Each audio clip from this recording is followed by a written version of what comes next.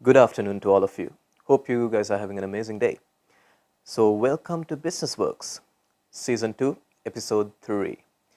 We will be talking about something special, as always, uh, but today it's all about virtual reality and specifically how the virtual reality technology is implemented in the training sector.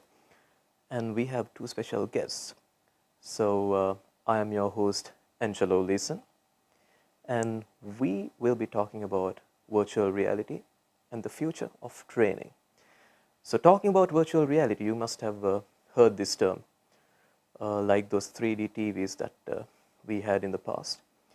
And we will be talking about whether it's a gimmick, like those 3D televisions, and how it's actually helping in the training sector. You must have seen that virtual reality is in the gaming sector, of course. There are virtual reality games, and it's been used in the training sector. And how effective is it? We are going to find out today. So we have invited two special guests. Both of them are working in this VR sector. You'll know more when they join our studio. So we have James and Christopher.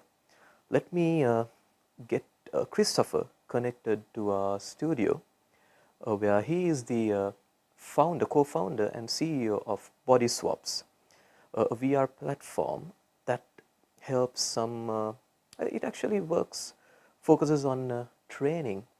So you'll know what they do when we get them connected to our studio. Hello, Christopher. How are you doing today? Angelo, how are you? I'm very good. Yourself? I'm really good, and thank you very much for coming down and joining our Pleasure. discussion today. And Thanks for having me. Christopher, can you tell us a bit about yourself so our audience get to know a bit about you? Yes, so I'm French. I live in London. This is obviously my living room behind me.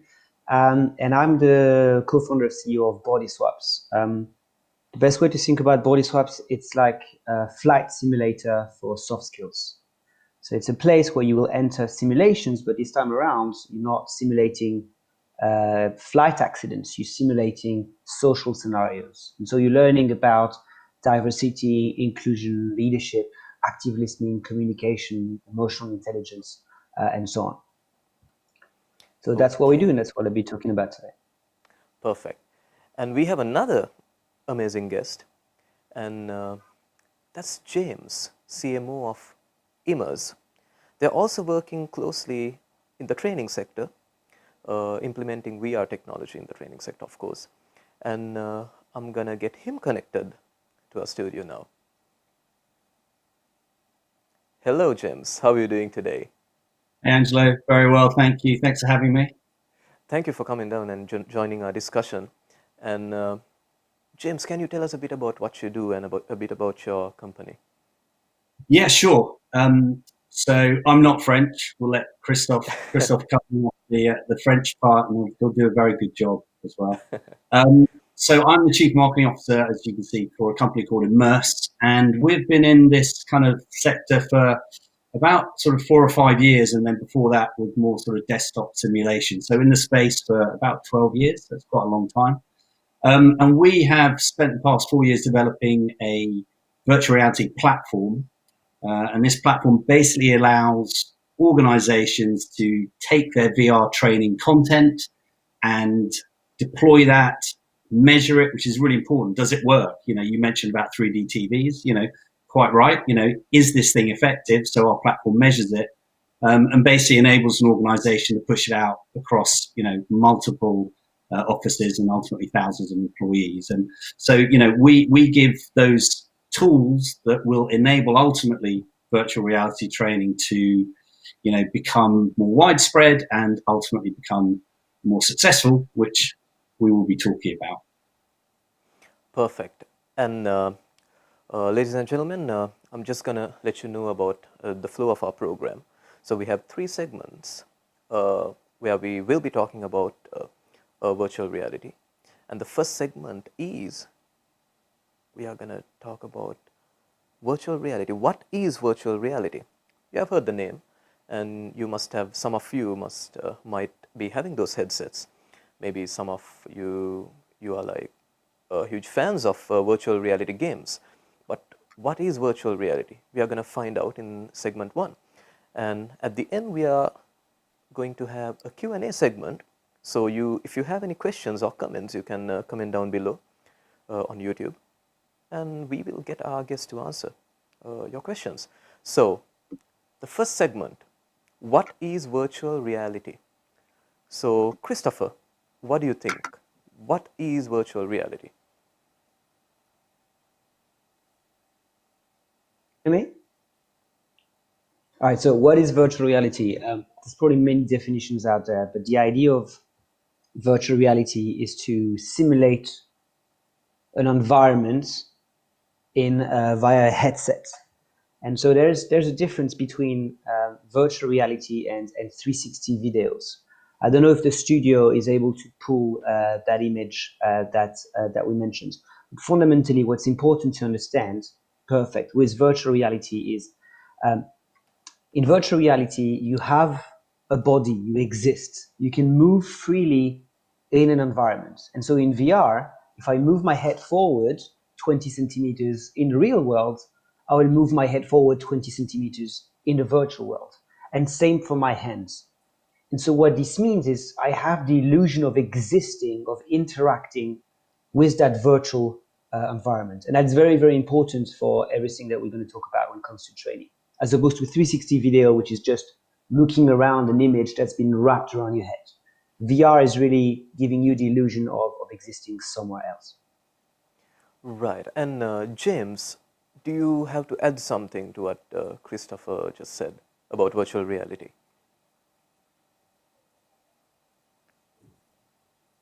Is James, can we get James connected to us? Yeah. Thanks. If you haven't tried virtual reality, it's quite a hard thing to explain. You know, the way to understand VR really is to try it. I would suggest if you have the opportunity to try it, absolutely do. And just to expand on what Christophe says, it is, you know, you move around this environment, and, you know, from a training perspective, if you see something you have to pick up, you can pick up that object. You know, so it is something that is a virtual object, but you can pick it up, and even with the controllers, you can get some haptic feedback, so you feel almost as though you have a weight in your hand.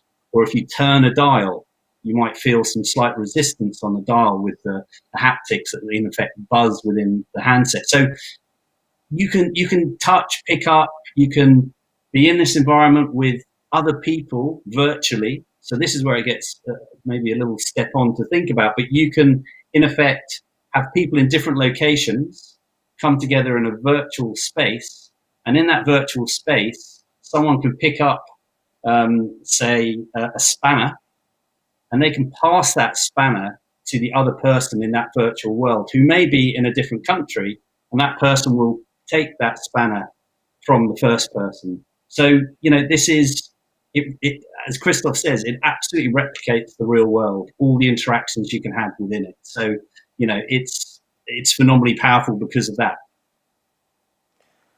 And when you think about virtual reality, like, do we have any, what are the implications that we currently use virtual reality for? Like, we know that we use it in the training industry, gaming, it's really popular. And if you guys can let me know as to the implications of, current implications of virtual reality. Can we get both of them onto our yes? There we go. Deadly duo. Very good. James, you want to go? I mean, so how you would currently use it, there are lots of different uses. I mean, ultimately, what you're finding during this lockdown period, there are lots of people using virtual reality for collaboration. So you can come together in a virtual space and you can collaborate together. There's an interesting company called Spatial. So in effect, it's like a virtual brainstorming meeting that you can do. Those are still, you know, there's a way to go for those. They still feel a bit clunky, and you're looking at an avatar, and it can be a little bit, it can be a little bit using the technology just for the sake of using the technology. That's being a little harsh, but it needs to evolve where they're lifelike avatars or a real representation of you, and then it will become more powerful. So there's that collaboration space is interesting, and then of course training. It's the clearest opportunity to use virtual reality, and one that really is understood by the market. If you think about, Christophe will talk about more those soft skills, but from a hard skills perspective, so more procedural. If, for example, we work with Shell, and if they want to train on offshore oil platforms, and they want to train someone in a health and safety procedure, and that procedure is, how to handle a fire extinguisher to put out a fire on that platform, that would normally be done perhaps with a PowerPoint or a video or some sort of interactive desktop training. In virtual reality, you can put the person in the virtual reality. They can be stood next to the fire. Okay, they don't feel the heat from the fire necessarily, or you can get jackets that actually heat up, which is going, a little bit further beyond. But they can see the fire. They have to go over to the fire extinguisher, pick it up, take the pin out, aim it in the right way, use it at the right time. So it's hugely impactful. People feel like they're there. And by feeling like you're there, you're retaining the information better. And therefore, you are ultimately better when it comes to having to do that action in the real world. So things like that, it is the clearest use for it. Collaboration will improve, and I think that will become more of a key use of virtual reality. Visualization as well, being able to look at things in virtual reality that don't yet exist. If you are designing a factory, you could create or put that factory into VR, and you could walk around that factory and get a sense of, are things in the right place? So that's another great use. So there's lots of very strong uses for it at the moment. And then Christophe, maybe you wanted to sort of talk about the amazing capabilities in that sort of soft skills space that VR brings. Yeah, absolutely. I think that the first thing to complement what you said, James, is the virtual reality headsets, cheap virtual reality headsets, that's new. But the value proposition of simulating environment for training, that's very old. It's been 50 years since we've been simulating environment for training. And that obviously started with flight simulator. So a flight simulator is virtual reality, except you're not looking at it from a headset, you're looking at it from a cockpit, exactly like on that image. And such a simulator, a flight simulator, costs between $1 and $5 million. The latest VR headsets, they cost £500 to £1,000. So that's 1,000 to 2,000 times cheaper. And so fundamentally, you take the exact same value proposition of allowing people to practice in a safe space, and you expand it to a number of things. People use flight simulator because crashing a plane costs a lot of money and kills a lot of people. And that's why we have flight simulator. And now, because it becomes a lot cheaper, you can apply it to Shell or BP, as James said. There's another area, indeed, when it comes to VR training. If you can pull up the next image, guys, it might be helpful to understand that there are three main areas when it comes to VR training. The first one is the one James talked about, and that's hard skills. Anything that you're going to practice with your hand, you practice in VR. Good thing in VR, you can't die, you can burn yourself, etc. The second thing is knowledge, is everything that benefits from being represented in 3 dimensions.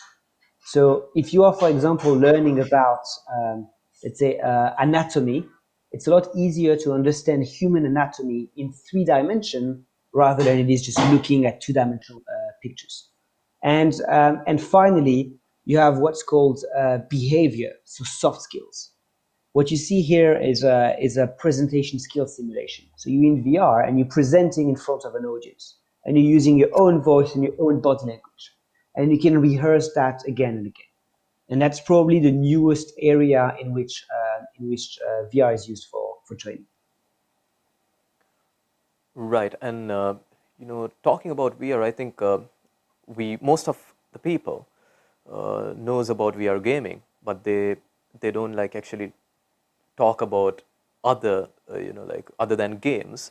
When you talk about VR headsets, they automatically think about VR gaming. So I think we learned so many things that VR technology is being used at the moment. But what we are going to do is we are going to talk about those practical implementations after this break. We have some messages from our sponsors. So we'll be back after this break.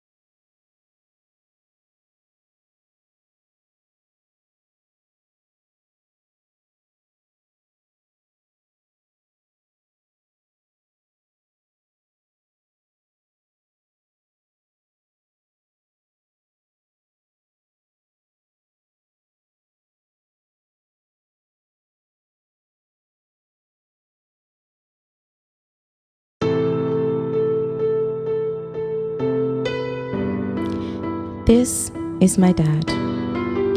He was once a bubbly, happy, and positive person. He had been a cancer patient for many years. When I was younger, I remember our long winter walks, the fun times in the park, and all those hilarious jokes. After recovery, he was constantly tired, demotivated, and closed off. I didn't see the amazing smile anymore. That's when I developed my first well-being range using what my mom used on me as a kid, coconut oil. I incorporated coconut oil with my extensive research in aromatherapy oils to help improve his mood. So I gave him a moisturizer, diffuser, and candle, which we named Caribbean Mood.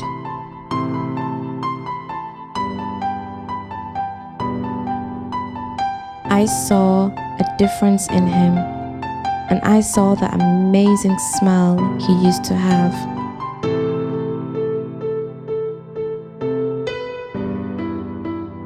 I knew I had to share this with the world.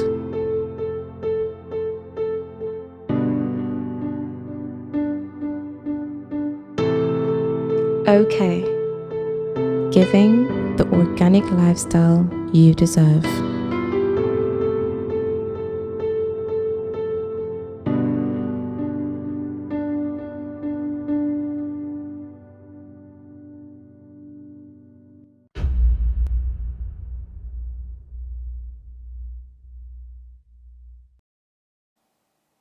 Welcome back to BusinessWorks.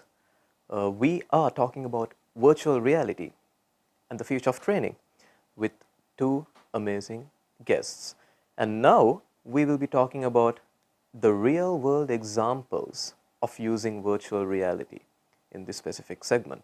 So we have two guests joining in today, and they were talking about what virtual reality is and the practical, they were giving some practical examples as to how virtual reality is being used at the moment. So we are going to get them connected to our studio again to talk about the practical implications of virtual reality. So Christopher, what do you think the current practical, I mean, we are going to talk about, we just spoke a bit about the practical implications, but can you let us know what you guys are doing at the moment and what are the practical ways of implementing this VR technology into training segment? Sure. As I mentioned before, we focus on the soft skill side of things. And the idea behind BodySWAPS is to let people practice being themselves with one secret ingredient, that is self-reflection. So let me give you an example. A year ago, we started working with an organization called the Humanitarian Leadership Academy. And HLA, they are a learning provider for the NGO sector. So they have, an online learning platform and so on. And the topic they wanted to look at is safeguarding. So safeguarding is protecting vulnerable population, especially women in that case, in refugee camp and in NGO headquarters. And the issue with safeguarding is there's been a lot of scandals of abuse, systematic abuse of women in West Africa and in many places. And we realized that the global training for NGO staff around those topics is just not good enough. And so we work with them, and we identified that there were two reasons why that training wasn't good enough, and why that culture of silence and of not, confronting the perpetrator and not reporting the incidents, why that culture existed. And the first reason for that was knowledge. People simply didn't know, what should I report? When is something worth reporting? And that's knowledge. That's perfectly taken care of by e-learning. But the other reason why this happens was fear. The fear of having conversations with survivors. If someone comes to you, a colleague, a woman comes to you and say, this happened to me and he is responsible, this is a very difficult conversation to have because there's a lot at stake. And so what we did is we created a VR experience where you are in the shoes of someone working for an NGO, and Susan, who is a victim of an abuse, comes to you to tell you her story. And your role is to ask her questions, get more information, and then tell her in your own words why you think she should report. And so you tell her, like I'm telling you right now, with my own words, and then you body swap. So what that means is you're going to exchange perspective, you're going to find yourself in her shoes, and you watch your avatar back. Your avatar has your voice, it has your body language. And so you learn how it feels to be sitting across you on that table, from a handling of a difficult conversations. And that's what makes VR unique is, swapping body, changing perspective to see yourself act is a magic ingredient for learning. And that's something that's only possible in VR. And so we've built that experience and we deployed it with the United Nations Agency for Refugees, with Save the Children, with the international labor organizations. And we're building new experiences to keep on working in the NGO sector. Right, and we have a special video as well, Christopher. Do you want us to play the video for our Yes, the video is going to be a lot clearer than whatever I just said. Yes, so we are going to play this video.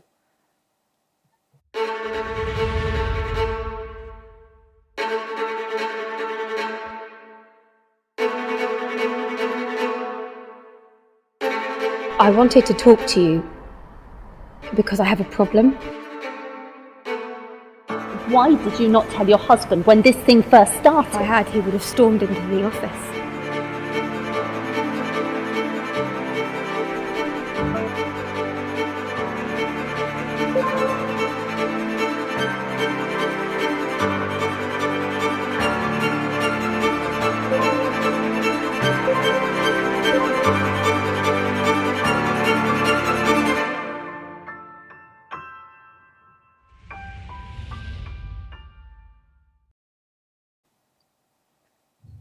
So I think that would have made things more clearer for our viewers.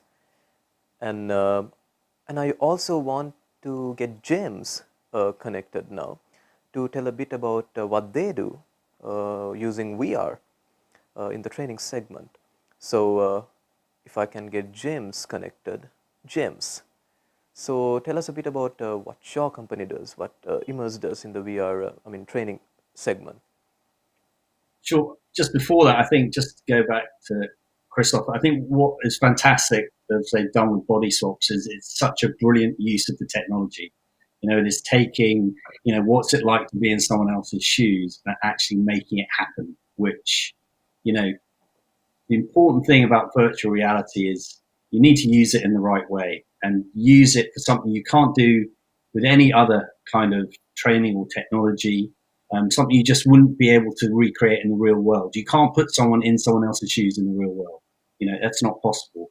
Within virtual reality, you can actually experience that. And that is a key, a key thing when you think about virtual reality is if you're going to use it, do something that is either unique to virtual reality or impossible to create in the real world. And BODYSWAPS, Christophe and team, it's the perfect use case for that. So, it's great. And all the coverage and the profile they're getting is brilliant for the technology as a whole. So at Immerse, ultimately we're a platform company. So any content can go onto our platform and then an organization can measure it, push it out to lots of different users, all that sort of thing. But also what we do is we do create some content to often kick off relationships. People like DHL, GE, BP, big organizations like that, they often are interested in us creating content in the first place. And some of the things we've done is, I mentioned already about, say, training someone on how to use a fire extinguisher and put out a fire, and that's quite a sort of straightforward use case of it. But we also work with other organizations. So we work with a large food manufacturer who is very keen to tell the story of the corporate social responsibility behind how they source their food, how they reward the farmers and all that sort of thing. So, you think, well, how does VR fit with that? Well, the way that can fit is how do you show someone how an organization treats their farmers well and how the farms are well run and how, these farmers are very pleased to be part of a program like that? Well, you can take that person, put them in virtual reality, and they can actually walk around the farm. They can meet a virtual representation of the farmer. They can see what the processes are. They can see the benefits of the farmer being part of the overall program. So, what you're doing is you're no longer telling. People are actually learning by doing. They're going to the farm virtually. They're experiencing. They're seeing what it's like to participate in some of the processes. So that's a really impactful way of getting a story across. So it's almost more into kind of a storytelling area, but there's a specific reason to tell that story in that way. Because otherwise you start just getting into somewhat more of an entertainment realm, which once again has value, but just in the space we operate in, it's more enterprise focused on what is the output. And so that's sort of one clear sort of overall example of it. Another example where we're working with a large global technology company is to help them bring on board new employees. So when someone joins the company, it can take them an awful long time to work out exactly how they fit in the company. They learn slowly about the history of the company and why something is done in such a way or why that company created a product in such a way. And this can take, weeks, if not months to understand that.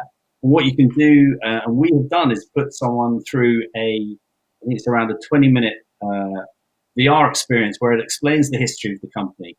It enables the employee to interact with the product, so they can pick the product up, they can try it on, they can see what all the technical benefits of that product are. So once again, instead of someone sort of sitting down watching a video or someone reading about this, they're actually trying all this stuff, and they're trying this stuff, within the first few days of even starting an organization.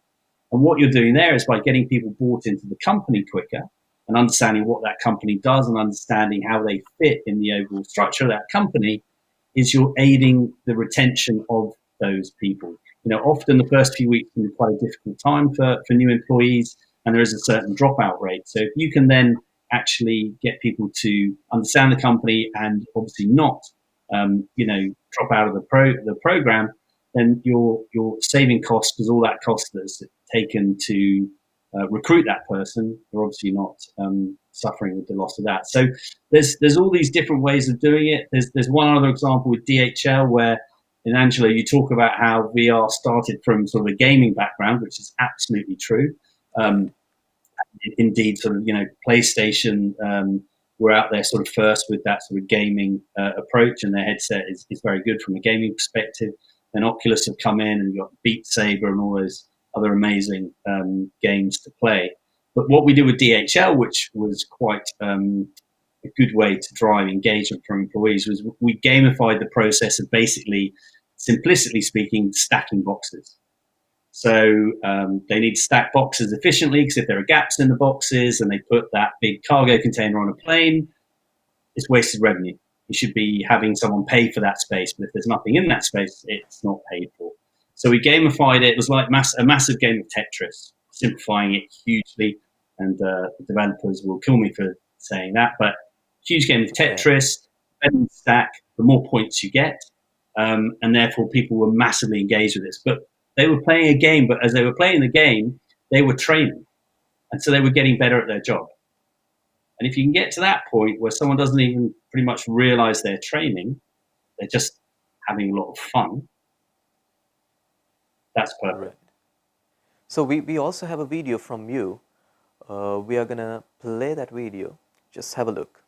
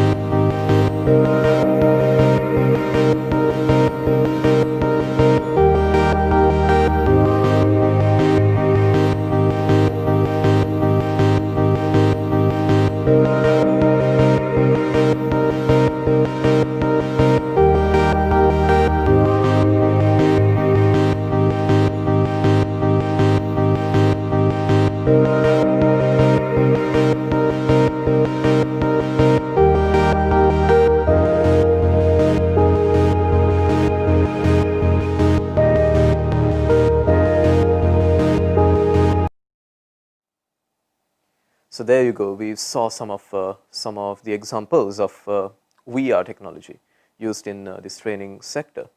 So James, do you think it's easy to implement these strategies in a workplace or for a company to transfer their training methods into a VR platform? Do you think it's an easier thing to do? No, I don't think it is easy, because it's this is a major step to change and to embrace. I mean, to embrace any new technology is a challenge. It's the reason is sort of like, well, why should we change from what we do when it kind of works okay? It takes a slightly bold step to embrace a new technology. And a phrase that I've come across recently is, the reason it's quite difficult is because it's discontinuous innovation. It sounds like a rather overworked sort of term, but discontinuous innovation is you don't really have a reference point. You aren't able to say, well, this thing that we've had is now out of date and we need to replace it. Or this thing we have is, doesn't do what we need, so we need this new version of that thing. There is no real reference point to say, okay, well, you know what, we've been doing VR training for 5 years and we need to move on and find a better way of doing it. People don't have that. So it's a real challenge for organizations. They need to really be able to see the benefits of it, and they need proof from other organizations that they're able to, that they've done it, and therefore that's validating what that approach is. But it's a challenge, and it takes, I would say there's this thing called, there's this sort of early adopter curve, and I think we've been in a sort of early adopter phase. And then what happens is you move into the early majority, but that early majority needs reassurance that this is the right thing to do. And reassurance comes with the work that BODYSWAPS are doing, the work that we're doing. Other organizations are like Make Real. the more that there are examples out there in the market, the more the market feels confident that this is the right technology for them.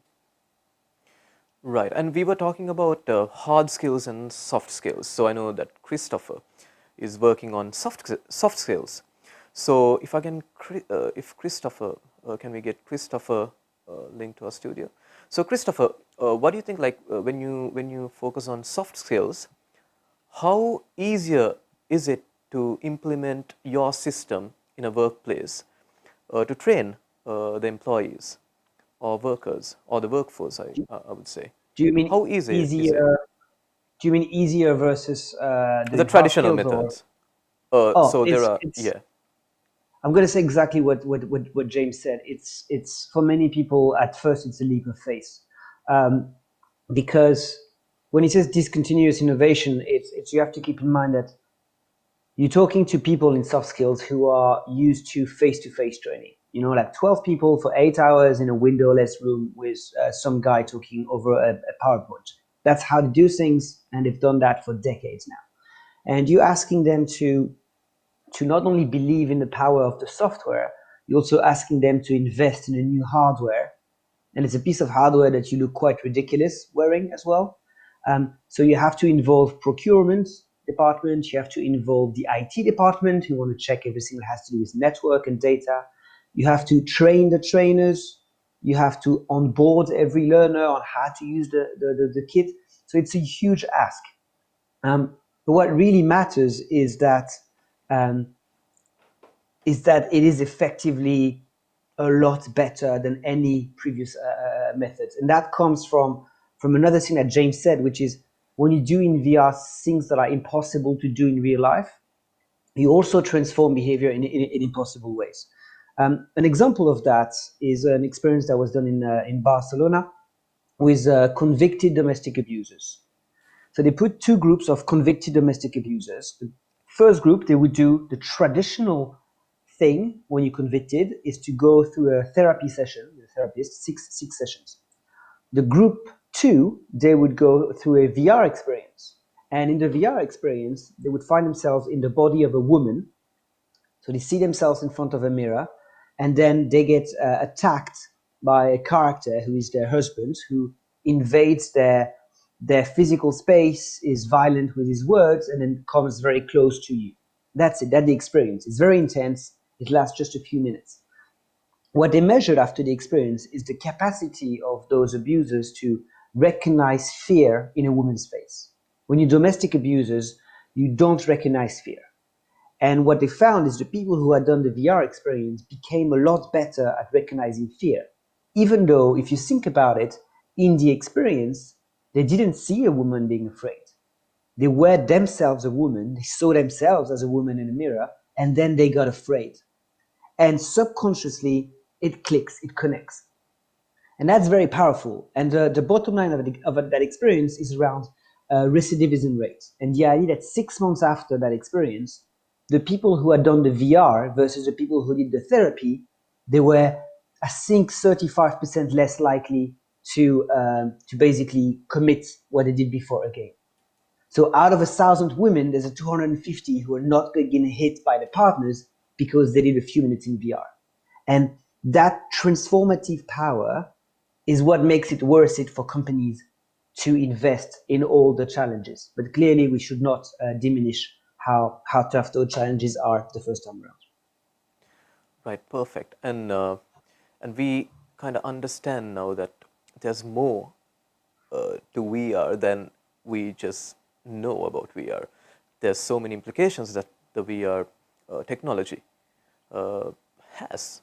So, and now we will be talking about the future of VR, but that will be after this break.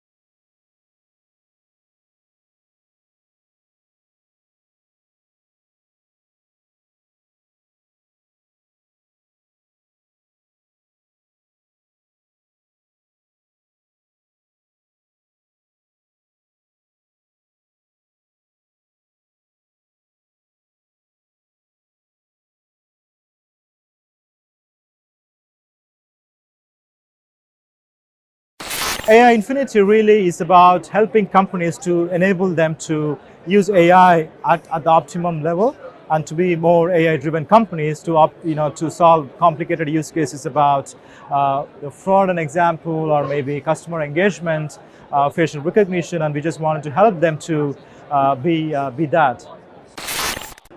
We would see ourselves as visionaries in detecting some edge computing on a very real-time basis of applications what we have here to enable companies to apply in different verticals.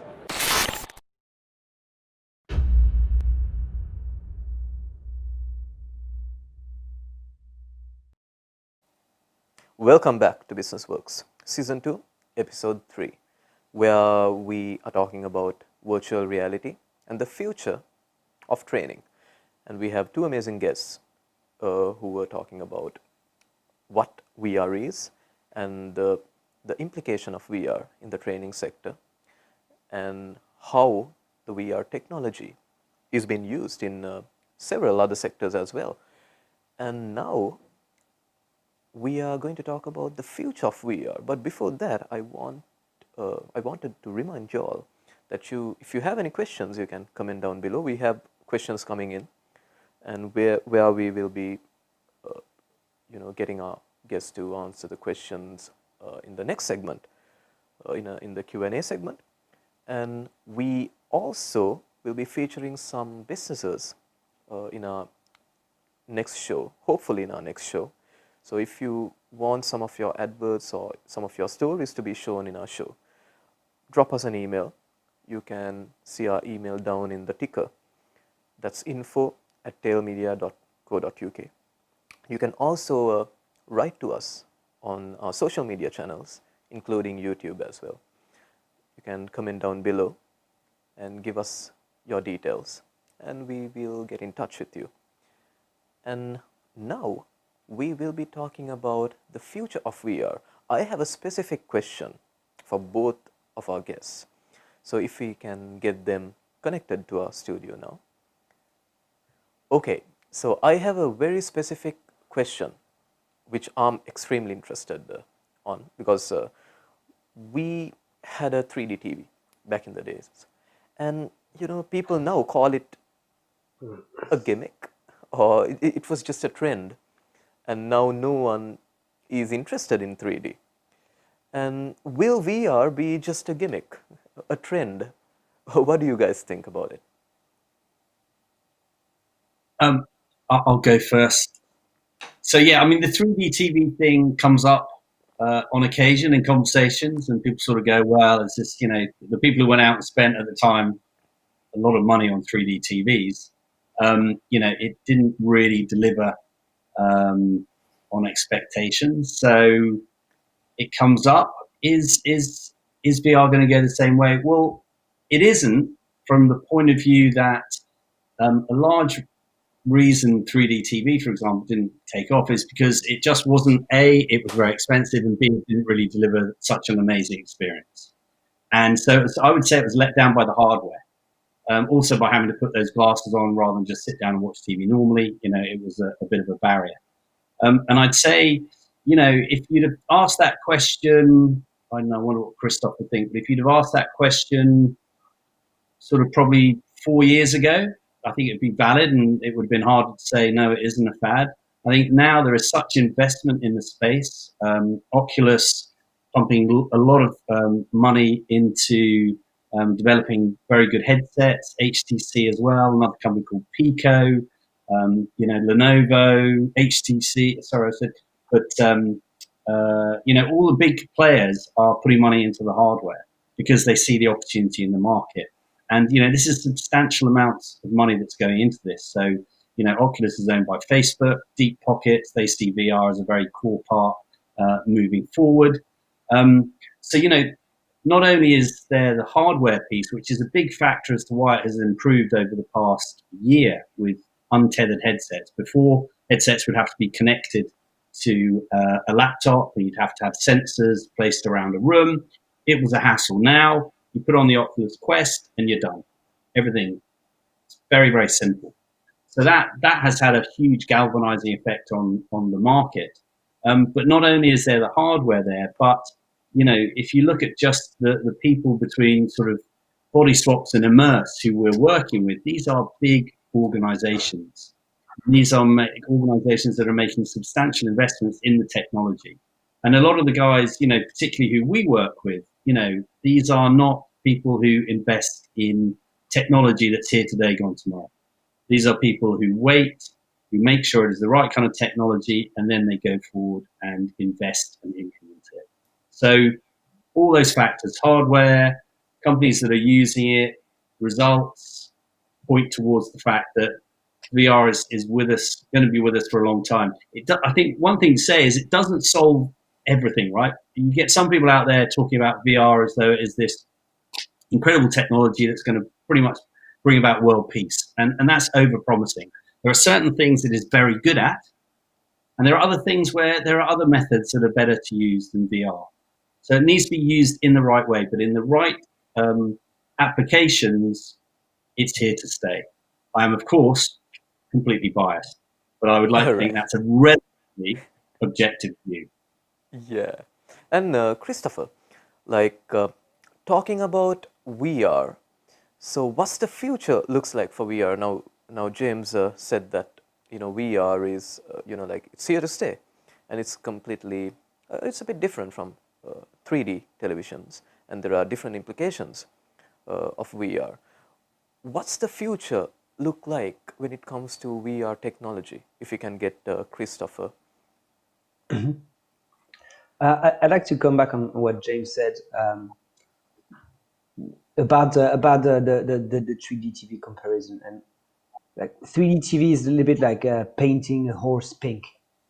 Like it was absolutely pointless from the get-go. VR is like a car to a horse. It allows you to go much faster, much further. What I mean with this analogy is it's not about the technology, it's all about the purpose. And the reason why VR is going to be successful is a raft of purposes have been found for VR. So Walmart, for example, in the US, using VR for training. In 2020, they've delivered 2 million hours of training in VR. Their CEO mentioned their active shooter training as one of the causes why some customers and staff were saved in the shooting on the border of Mexico a few months back, if you remember. VR is used by every big car manufacturer when it comes to designing cars because they're saving 6 months by not having to do it with clay. They can do it in a software and collaborate globally on it. And so as soon as you have a real purpose, as soon as the technology is just an enabler, you have something that is here to stay. Now, where VR is going to be in the future is hard to predict because we are going to find new purposes. The same way when the smartphone was invented, no one had any idea that it would be mostly used for TikTok and Instagram. So I don't know what new uses are going to be found, but what seems to happen is the technology is going to be in the background. The headsets are going to get better and cheaper and higher resolution, but it's going to be more about the content. The games are going to be better for gamers. The training is going to be better for training. The social VR is going to be better for collaboration. One view that many people share is the idea of the metaverse. And the metaverse is this idea of a connected universe in virtual reality. It comes from a book, or it was developed in a book called Ready Player One. But it's this idea that you would log into VR and essentially be in an alternate reality that would be infinite, a little bit like Second Life, for example. And in that alternate reality, you could go and play, you could go and educate yourself, you could go and work, you could go and socialize. And so right now you have a lot of big companies, very well funded, who are trying to create that vision of the metaverse. Facebook announced Horizons, which is basically Second Life in VR. Google announced Stadia, and you have a lot more people. And it's going to be interesting to follow whether humanity will be happy to find themselves in one unified world, or whether they're going to prefer to stay in their own niche. Right. And we have some questions coming in. We have selected actually 4 questions of Megan, Jen, Alex, and Charlotte. So we're going to answer your questions. And before that, we are going for a quick advert break. We'll be back after this break.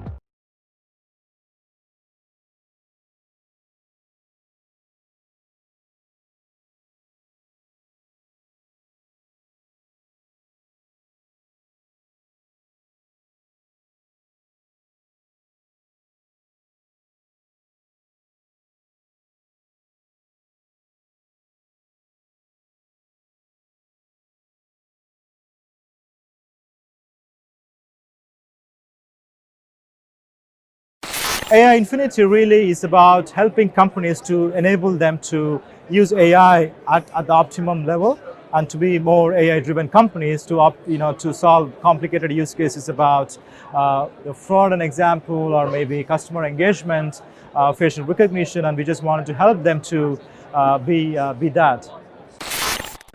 We would see ourselves as visionaries in detecting some edge computing on a very real-time basis of applications what we have here to enable companies to apply in different verticals.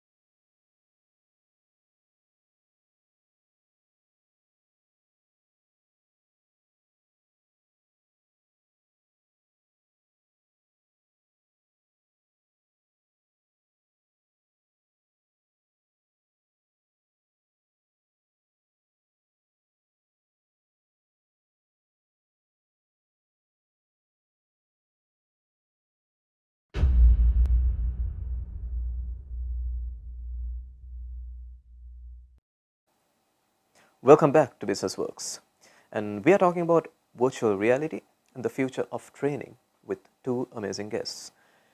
And now it's the Q&A round, where we will be answering your questions. And we have selected 4 questions because our time is running short. So the first question is from Megan. Is widespread applications of VR is cost prohibitive? What do you guys think, Christopher? Maybe I'll take this question over to you. So it's not cost prohibitive if you consider that you have two elements to VR, right? Hardware and software. Take a VR headset, £500. Let's say you're going to use it for 2 years, £250 per year. And let's say you're going to put 5 people a week in the VR headset, 250 people a year. That's £1 per person for an experience that is transformative. So it's actually really not expensive from a hardware perspective. From a software perspective, you need to create the software or you need to license the software. If you're using off-the-shelf solutions, you're paying a license, and it's, again, a few pounds per person per month.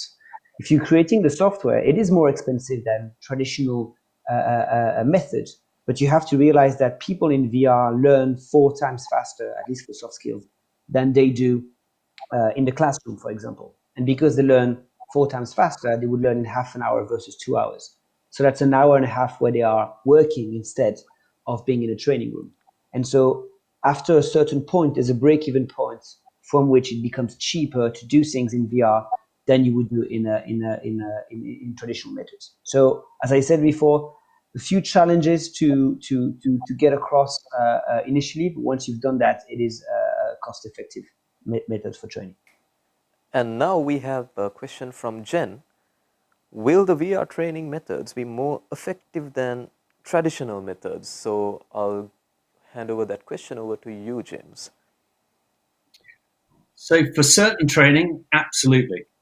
As I said, there are some forms of training where they're perfectly adequate, done with traditional, non sort of technical methods. But what they've discovered is there was a study by the National Laboratory Lab. I mean, it's a little bit old now. I think it was 2017 or 2018. But they did a test whereby retention, so retaining the knowledge, was 75% compared to, I believe it was 10% for watching a video. Another interesting stat is we actually work quite closely with the University of Cambridge, and they have done a study whereby it was with apprentices working for John Deere, and it was putting together a clutch, I think, for a tractor. And they found that training a group with traditional methods, which in this case was looking at a manual, versus the group who trained with VR, they found actually the group that trained with VR made 55% less errors than the group who went down the traditional route. So there's a 55% improvement from that perspective. So definitely in certain instances, it is more effective. In Christophe's instance with BODYSWAPS, putting someone in someone else's shoes can't be done in a different way. The example of the Spanish experiment was brilliant. So for sure, but it doesn't do every single scenario or improve every scenario. Right, perfect. And there's another question.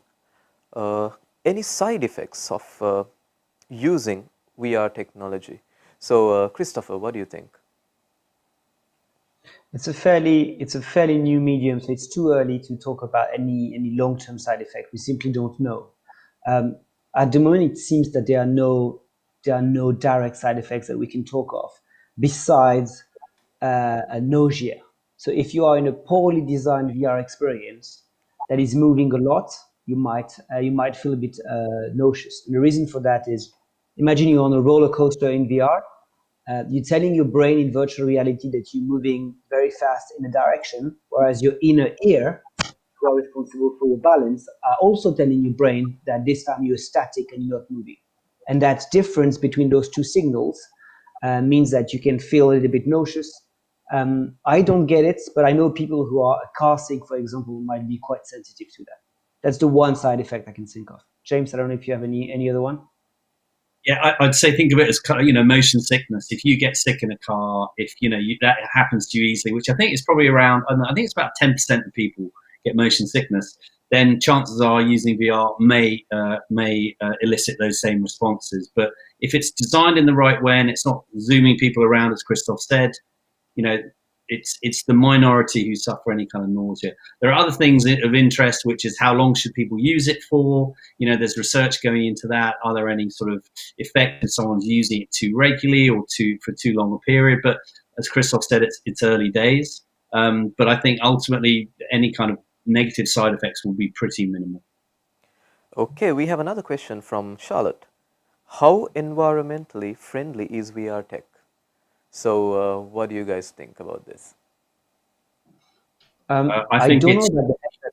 Go ahead. Sorry. I think it's hugely environmentally friendly because it reduces, in certain instances, the need to travel. If you have to bring a load of people together in a certain location, well, what you can do is give them all VR headsets, and they can actually do that training from where they're based without having to travel. And that might be a flight, it might be a car journey. The trainer who maybe has very specific skills and has to fly all around the world delivering training. He can now do that remotely. Everyone comes into the same virtual space. They collaborate together. They learn together. And then they haven't actually had to have any impact on the environment with any kind of carbon footprint. So from that perspective, very environmentally friendly. So, anything to add, Christopher, for what James No, just I was said? going to say the exact same thing, but slightly better. But it's okay. All right. So, I think we are going to have a special segment on environment, the impact of virtual reality and AI, MR, and all this new technology in the environment.